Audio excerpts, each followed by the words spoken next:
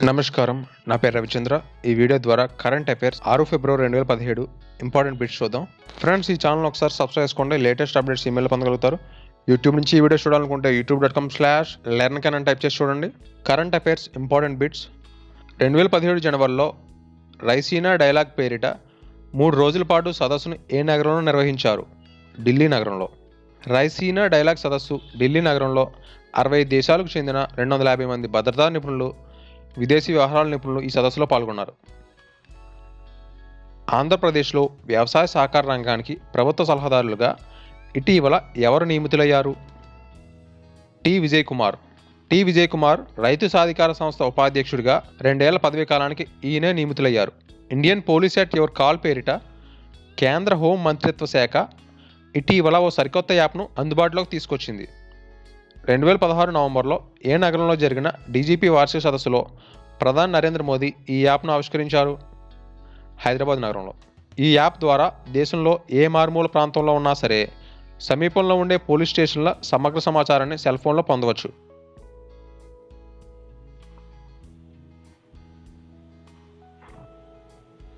China పాకిస్తాన్కు మధ్య కుదిరిన చైనా పాకిస్తాన్ ఆర్థిక నడవ సిపిఈసి ఒప్పందంలో భాగంగా 2017 జనవరిలో పాకిస్తాన్కు చైనా అందించిన భారీ గస్తీ నౌకను గుర్తించండి. హింగోల్ బసోల్. ఇరు దేశాల సముద్ర జలాల వెంబడి గస్తీ చేపట్టేందుకు ఈ నౌక పాకిస్తాన్లోని గ్వాదర్ నౌకాశ్రయానికి చేరింది.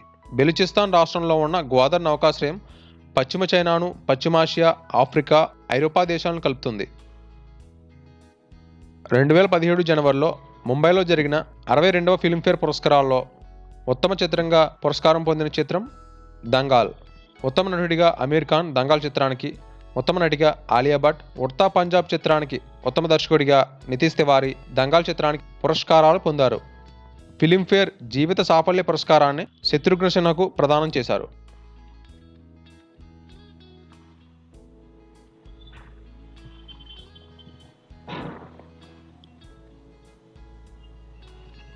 ఉమ్మడి ఆంధ్రప్రదేశ్ మాజీ గవర్నర్ సుర్జిత్ సింగ్ బర్నాలా 91 చండీగఢ్లో 2017 జనవరి 14న మరణించారు. ఈయన 1885-87 మధ్య ఏ రాష్ట్రానికి 11వ ముఖ్యమంత్రిగా పనిచేశారు? పంజాబ్ రాష్ట్రానికి. సుర్జిత్ సింగ్ బర్నాలా మొరార్జీ దేశాయ్ మంత్రివర్గంలో వ్యవసాయ శాఖ మంత్రిగా, వాజ్పేయి ప్రభుత్వంలో రసాయనాలు, ఎరువుల శాఖ మంత్రిగా పనిచేశారు. 2 సార్లు తమిళనాడు గవర్నర్గా, ఉత్తరాఖండ్ రాష్ట్రానికి ప్రథమ గవర్నర్గా, అండమాన్ నికోబార్ దీవులకు లెఫ్టినెంట్ గవర్నర్గా, 2003-2004 మధ్య ఆంధ్రప్రదేశ్ గవర్నర్గా వ్యవహరించారు. Story of escape, my other 2 daughters అనే 2 పుస్తకాలు రచించారు. పఠాన్ కోట్ వైమానిక స్థావరంపై ఉగ్రవాద దాడి వెనుక ప్రధాన సూత్రధారిగా ఎవరు ఉన్నట్లు జాతీయ దర్యాప్తు సంస్థ ఎన్ఐఏ ఇటీవల తేల్చింది. మౌలానా మసూద్ అజహర్. ఇతడు పాకిస్తాన్కు చెందిన జైషే అహ్మద్ సంస్థ అధిపతిగా వ్యవహరిస్తున్నాడు. 2016 డిసెంబర్లో రేడియో ధార్మిక పదార్థాల దుర్వినియోగాన్ని నివారించే అంశంపై అంతర్జాతీయ మంత్రుల స్థాయి సదస్సును ఎక్కడ నిర్వహించారు? వియన్నా.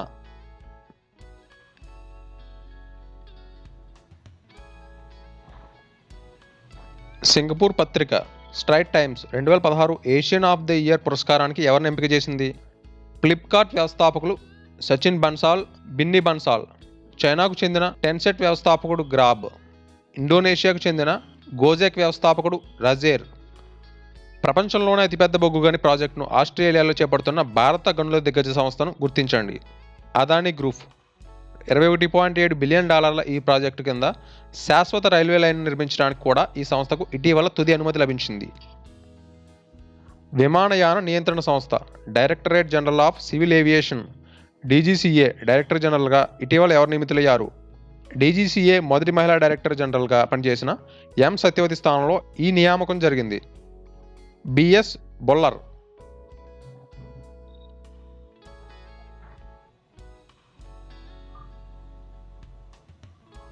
భారత రాజ్యాంగ నిర్మాత డాక్టర్ బిఆర్ అంబేద్కర్ వర్ధంతిని మహాపరినిర్వాణ్ దినోత్సవంగా దేశవ్యాప్తంగా 2016లో ఏ రోజు నిర్వహించారు? డిసెంబర్ 6 నిర్వహించారు. ఇకపై ఏటా అంబేద్కర్ జయంతి ఏప్రిల్ 14న నీటి దినోత్సవంగా జరుపుకోనున్నట్లు కేంద్ర జల వనరుల శాఖ మంత్రి ఉమాభారతి ఈ సందర్భంగా ప్రకటించారు. వనరుల నిర్వహణకు సంబంధించి దేశానికి ఆయన అందించిన సేవలను స్మరించుకునేందుకు ఈ నిర్ణయం తీసుకున్నట్లు ఆమె వెల్లడించారు. తెలంగాణ రాష్ట్రం ప్రణాళికా సంఘం ఉపాధ్యక్షుడిగా ఎవరు వ్యవహరిస్తున్నారు? సింగిరెడ్డి నిరంజన్ రెడ్డి. భారత సంతతి సితార్ విద్వాంసురాలు అనుష్కా శంకర్ 35 ఇటీవల ప్రతిష్టాత్మక గ్రామీ పురస్కారానికి నామినేట్ అయ్యారు. ఆమె ఈ పురస్కారానికి నామినేట్ కావడం ఇది ఎన్నోసారి? 6వసారి. ప్రపంచ సంగీత విభాగంలో ఆమె చేసిన లాండ్ ఆఫ్ గోల్డ్ ఆల్బమ్స్కు ఈసారి నామినేషన్ దక్కింది. ప్రపంచవ్యాప్తంగా శరణార్థ సంక్షోభాన్ని ఈ ఆల్బం తెలుపుతుంది. విశ్వవిఖ్యాత భారత సితార్ విద్వాంసులు పండిట్ రవిశంకర్ కుమార్తె అనుష్క. ఈమె 20 ఏళ్ల పిన్న వయస్కులోనే తొలి గ్రామీ నామినేషన్కు ఎంపికైంది.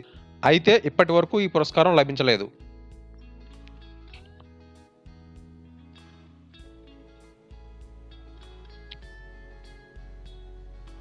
ప్రముఖ వార్తా సంస్థ టైమ్స్ 2016 సంవత్సరానికి ఈ ఏటి మేటి వ్యక్తిగా ఎవరిని ఎంపిక చేసింది?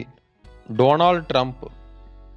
ప్రపంచ బిలియర్డ్స్ ఛాంపియన్షిప్ 2016 విజేతగా ఎవరు నిలిచారు? Peter Gilchrist, Singapore. బాలలపై హింస, బానిసత్వం లాంటి దురాగతాలను అంతమొందించడమే లక్ష్యంగా ఎవరి నేతృత్వంలోని పిల్లల ఫౌండేషన్ రూపొందించిన 10 కోట్ల మంది పిల్లల కోసం 10 కోట్ల మంది యువత ఉద్యమాన్ని ఇటీవల రాష్ట్రపతి ప్రణబ్ ముఖర్జీ ఢిల్లీలో ప్రారంభించారు. కైలాస్ సత్యార్థి చిన్నారుల కోసం నోబెల్ గ్రహీతలు నేతలు 2016 పేరుతో రాష్ట్రపతి భవన్లో నిర్వహించిన సదస్సు ఇందుకు వేదికగా నిలిచింది.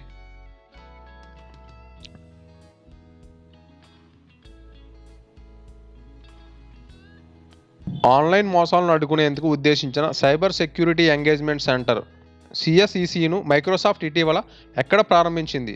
ఢిల్లీలో. ఈ కేంద్రం దేశంలోనే మొదటిదని మైక్రోసాఫ్ట్ వెల్లడించింది. జాతీయ కాలుష్య నియంత్రణ దినోత్సవాన్ని ఏ రోజు నిర్వహిస్తారు? డిసెంబర్ 2.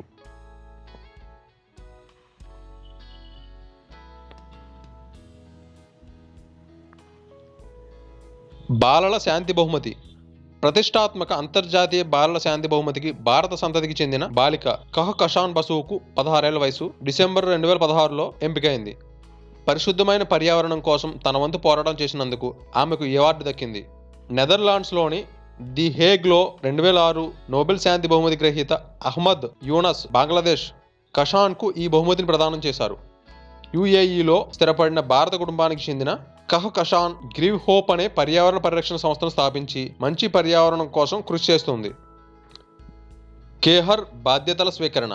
సుప్రీంకోర్టు 44వ ప్రధాన న్యాయమూర్తిగా జస్టిస్ జగదీష్ సింగ్ కేహర్ 2017 జనవరి 4న బాధ్యతలు స్వీకరించారు. జస్టిస్ టిఎస్ ఠాకూర్ పదవి విరమణ నేపథ్యంలో ఈయన బాధ్యతలు స్వీకరించారు.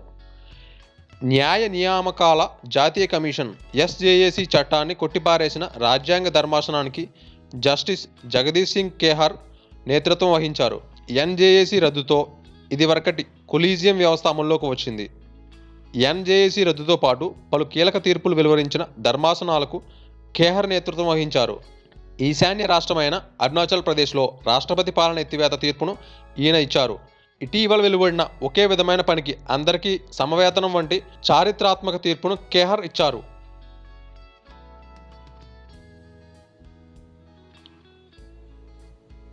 సుప్రీంకోర్టు న్యాయమూర్తిగా 2011 సెప్టెంబర్ 13న కేహర్ బాధ్యతలు తీసుకున్నారు. అంతకుముందు కర్ణాటక హైకోర్టు ప్రధాన న్యాయమూర్తిగా పనిచేశారు. దీనికి ముందు ఉత్తరాఖండ్ హైకోర్టు ప్రధాన న్యాయమూర్తిగా విధులు నిర్వర్తించారు. పంజాబ్, హర్యానా హైకోర్టు తాత్కాలిక ప్రధాన న్యాయమూర్తిగా 2 సార్లు బాధ్యతలు నిర్వహించారు. తగ్గిన రైతు ఆత్మహత్యలు. రాష్ట్ర విభజన తర్వాత తెలుగు రాష్ట్రాల్లో రైతుల ఆత్మహత్యలు తగ్గినట్లు కేంద్ర వ్యవసాయ శాఖ సహాయ మంత్రి పురుషోత్తం రూపాల 2016 డిసెంబర్లో లోక్సభలో వెల్లడించారు. 2013లో సమైక్య రాష్ట్రంలో 2014 మంది చనిపోగా 2014 నాటికి ఆ సంఖ్య 2 రాష్ట్రాల్లో కలిసి 1979కి చేరిందని మంత్రి వెల్లడించారు.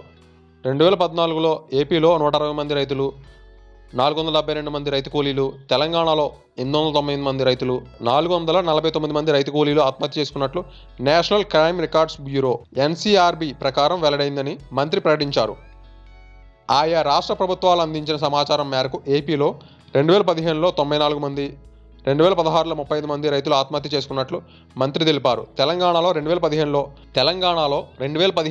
462 మంది బలవన్మరణానికి పాల్పడినట్లు తెలిపారు. 2016 లెక్కలు ఇంకా నమోదు కాలేదన్నారు.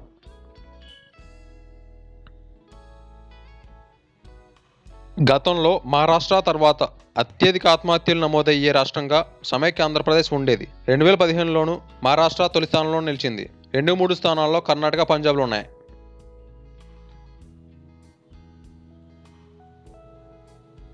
జయలలిత. తమిళనాడు ముఖ్యమంత్రి జయలలిత 68 సంవత్సరాల వయసులో చెన్నైలో అపోలో ఆసుపత్రిలో 2016 డిసెంబర్ 5న మరణించారు. జ్వరం, డీహైడ్రేషన్తో బాధపడుతున్న ఆమెను సెప్టెంబర్ 22లో ఆసుపత్రిలో చేర్చారు. 75 రోజుల పాటు ఆసుపత్రిలో మృత్యువుతో పోరాడి మరణించారు. జయలలిత అసలు పేరు కొమలివల్లి. ఈమె 1948 ఫిబ్రవరి 24న మైసూరులో జన్మించారు. 1981లో ఎంజీఆర్ జయలలితను అన్నా డీఎంకేలోకి తీసుకొచ్చారు. ఈమె 1984లో రాజ్యసభకు ఎంపికయ్యారు. 1991 జూన్ 24న తొలిసారిగా ఈమె సీఎం అయ్యారు. ముఖ్యమంత్రిగా 6 సార్లు పనిచేశారు. జయలలితను అన్నా డీఎంకే కార్యకర్తలు, నేతలు అభిమానంగా అమ్మ పురట్చి తలవై, విప్లవ నాయకి అని పిలిచేవారు. తమిళనాడులో దాదాపు ప్రతి పథకం అమ్మ అని ప్రారంభమవుతుంది. అమ్మ అంటే assured maximum service to the marginal people in all villages అమ్మ అని అర్థం.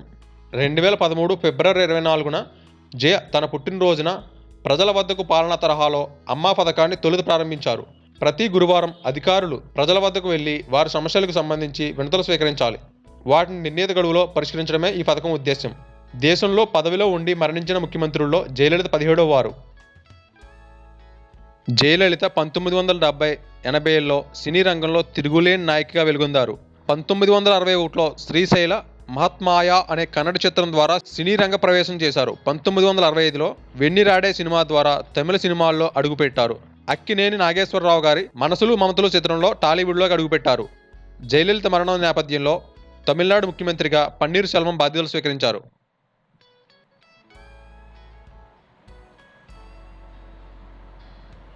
ఫ్రెండ్స్, ఈ ఛానల్ ఒకసారి సబ్స్క్రైబ్ చేసుకోండి. లేటెస్ట్ అప్డేట్స్ ఈమెయిల్ పొందగలుగుతారు. యూట్యూబ్ నుంచి ఈ వీడియో చూడాలనుకుంటే youtube.com/learn కన్నా టైప్ చేసి చూడండి. మీకు ఈ వీడియో నచ్చినట్లయితే లైక్ ఇవ్వండి, లేదా కామెంట్ ఇవ్వండి. ఈ వీడియోని ఫేస్బుక్, ట్విట్టర్లో షేర్ చేయడం మర్చిపోకండి. Thanks for watching.